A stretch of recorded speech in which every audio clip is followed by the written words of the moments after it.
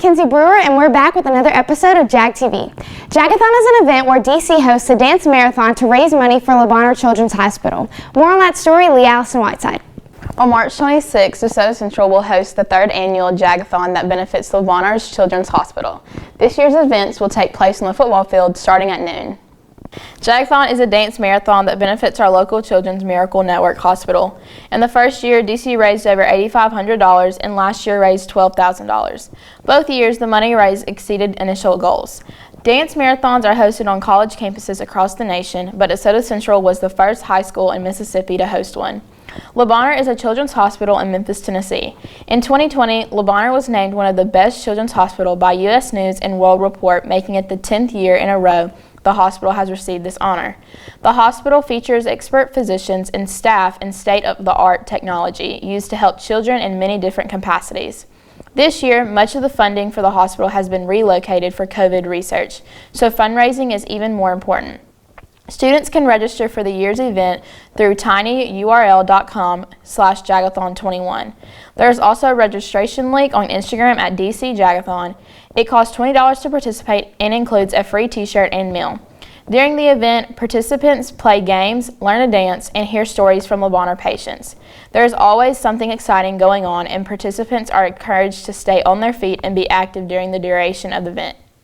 DeSoto Central set a goal of $9,700 this year because there are 97 children treated at a children's hospital per hour. Jagathon is an opportunity for students to have fun while raising money for a great cause. I'm Lee Allison Whiteside with JAG TV. 3 teachers at DC recently received their national board certifications. More on that story, Almaya McGee. Every day, teachers educate students, enrich their lives, and help them grow as young men and women. But teachers must continue to develop as educators, and for some, that means seeking a national board certification. In December 2020, 3 DC teachers received the news that they have been waiting months to hear, that they have been just become national board certified. Michelle Carter, Margaret Flacco, and Matthew Morgan all accomplished this huge feat. According to the National Board for Professional Teaching Standards, national board certification was designed to develop, retain, and recognize accomplished teachers to generate ongoing improvements in schools nationwide. It is the most respected professional certification available in K-12 education. Teachers must complete 4 weighted components and score at least an average of 1.75 for each component. In addition, they need a total weighted score of 110 to become a national board certified teacher. In component 1, teachers take a test that consists of multiple choice questions and constructive response questions. In component 2, teachers must demonstrate differentiation in infrastructure through assessment evaluations and reflections. For component 3, teachers must show their teaching practices and learning environment through video submissions. Finally, with component 4, teachers are demonstrating effective and reflective practices. Getting my national boards was actually harder than completing my master's degree in education. Pretty much what it means is I went through and did all the coursework needed to go above and beyond to further my teaching expertise, if you want to say that, of being able to evaluate my students, be able to implement strategies and talk about what the effects were on my students and my teaching as well. Michelle Carter has been an educator for 15 years and has been at DC since August 2010. She is the business department chair and teaches career pathway. Margaret Flacco has been teaching for 10 years but has spent 9 of those years at DeSoto Central. She teaches marketing and high video tech production and is the head volleyball coach. Matthew Morgan is in his 16th year teaching and has been at DC for the past 8 years. He teaches Algebra 2 and Algebra 3 and is the freshman baseball coach. Becoming a national board certified teacher is not an easy task, but Mrs. Carter, Coach Flacco, and Coach Morgan all joined an elite group of educators with this recent accomplishment. Their hard work shows day in and day out as they impact their students. I'm Amaya with JAG TV. February is Black History Month, and here to tell you a little bit more about it is Kennedy Drake. Black History is the month of remembering heroic people and events in history of the African diaspora. It is also about recognizing that despite all the constant trials and tribulations African Americans face, they still became successful human beings who fought for equal rights and invented daily products we still use to this day. Patricia Bath invented a device that refined laser cardiac surgery called the laser phaco probe. Invented in 1988, today she's known as the first female African-American doctor to receive a medical patent. She was the first African-American to finish a residency in ophthalmology at New York University. She even co-funded the American Institute for Prevention of Blindness. Marie Van Britten Brown was a nurse who created a TV security system. Brown developed a way for cameras to peer through a set of peepholes and project images onto a TV monitor. The device also came with a two-way microphone to speak with someone from outside and an emergency button to notify the police. Her invention was approved on December 2nd, 1969. George Kasparas was an ophthalmologist who is most famous for creating the ultraviolet camera spectrograph, which NASA used when it launched Apollo 16 in 1972. Black History Month celebrates historic individuals who prompted equal change and created successful gadgets despite their constant face hardships. I'm Kennedy Drake with Jack. Last week, our DC Theater program performed Snow in July. Here with that story, Maddie Wolf. Every year, high school theater departments are nominated for Alley Awards, but not this year. Due to COVID, the annual awards have been canceled. However, that does not stop DeSoto Central from doing performances.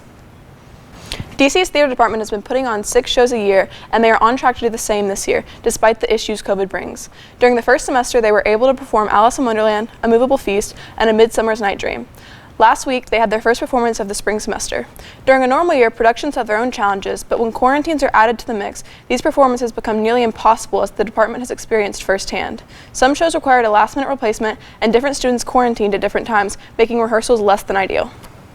DC's theater department performed Snow in July last weekend. If it all goes according to plan, they will have 2 more productions this semester, The Great Gatsby in March and The Addams Family in May. I'm Maddie with Jag TV. Substitute teachers play an important role when our teachers can't be here for the day. But have you ever had one like this? Hurry up, hurry up, hurry up, hurry up! I was about to do it. I feel like Luke knew what we were doing and came in here to throw the ball. Okay, my name is Mr. Smith. Throw up. Throw up!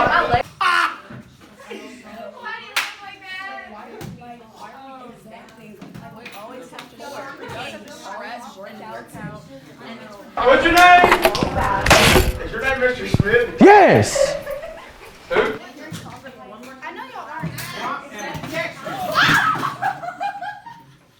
Okay, I'm about to call a roll. Just say here whenever I say your name. D Nice? Do we have a D Nice? It's pronounced niece.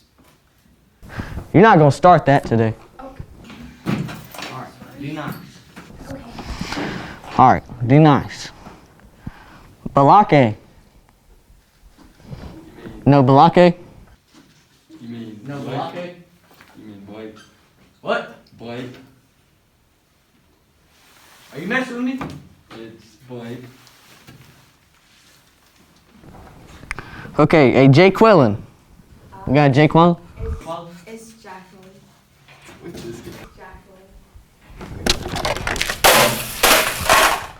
I ain't gonna have that in my class today. Throw up! Alright, do we have a Jackie? Got a Jackie anywhere? No Jackie, bro. It's Jake. J-A. Jake. Jake. It's Jake. Yeah, bro. Jake. Sound it out. Jake. Not Jack. We got an AA Ron in here? AA Ron. No, it's Aaron. Aaron. Aaron. Like the quarterback. Yeah, Aaron Rodgers. Ever heard of him? exactly. What's a quarterback? Bro, I'm need to throw yourself out this class if you don't pronounce names. You tell me what this says, son. AA Ron. Is Aaron.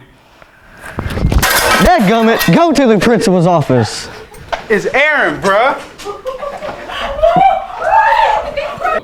And you probably should just quit substitute for the rest of your life. Go ahead and leave. I quit. Get out of here! No, now we have no supervisor. Free day! Here with your weekly weather forecasts are Noah Smith and Peyton Davis. What's up, guys? I'm Peyton Davis. I'm Noah Smith. And we're here with the weather for the week. On Monday, it's going to be partly cloudy, a high of 54, a low of 43. Tuesday, we got some rain coming in, a high of 55, a low of 43, 50% chance. Wednesday, it's going to be partly cloudy with a high of 63 and a low of 46. Thursday, got 50% of rain, high of 61, low of 43. Friday, sun starts to peek back out, high of 55 and low of 37. That's your weather for the week. Your DC sports this week will be reported by Maggie Langston. Hey, it's Maggie Langston with Jag TV Sports. Here's your weekly sports recap. Last week, girls basketball fell to Clinton 36-46 in round 1 of the playoffs. Boys basketball lost to Madison Central 46-68 in the first round of the playoffs. Softball beat South Panola 4-0 in their season opener. Baseball won their home opener 2-0 against Pillow Academy. Tennis defeated Center Hill and Olive Branch 7-0. Boys golf finished second in their first match of the season. Girls golf won with their first match, and Aaron Donovan was the medalist with a score of 41. Here are your upcoming events. Tennis has a match on Tuesday against Hernando and Friday at Tupelo. Baseball plays Jackson Prep at home on Saturday. Softball plays in a tournament in Oxford on Saturday.